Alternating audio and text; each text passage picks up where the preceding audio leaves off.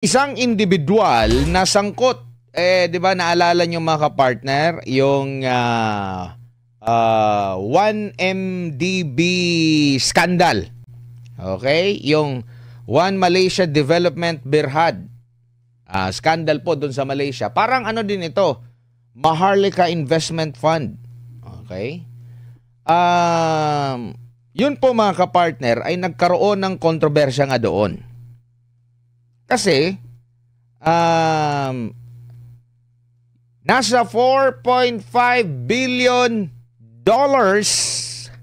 na pondo raw ng 1MDB, abay, napunta lang sa masuswerteng bulsa. Sangkot dito or guilty rito sa fraud and criminal mismanagement at money laundering itong nagngangalang si Patrick Mahoney. Nahatulan po ito ng guilty matapos masangkot po sa skandal sa Sovereign Development Fund ng Malaysia na konektado di umano dito po sa Maharlika Investment Corporation na itinatag ni Marcos Jr. ng Marcos Jr. Administration. Ito po'y ayon sa ulat ng Sarawak Report sa kanilang October 20 na report. Nagbibigay daw ng payo sa mga opisyal na nasa likod ng Maharlika Investment Fund. Konektado dahil nagsusulsul siya, ay nagkukonsultan siya sa mga nasa likod ng Maharlika Investment Fund.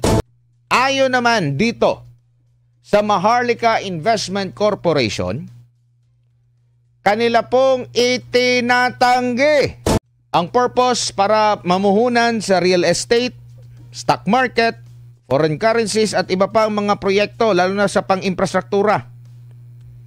July 22, napakabilis ng pagkakapasa po nito mga kapartner. Abay, nang mabilis din na pagkakapasa, marami din po ang mga bumabatikos ukol nga po dito. Dahil baka maging kagaya ito ng Malaysia.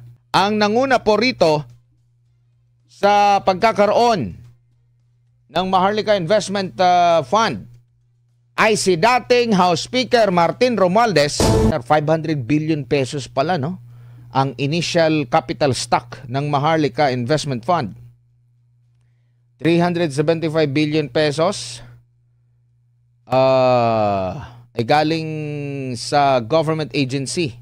Ano ang masasabi nyo rito, mga kapartner?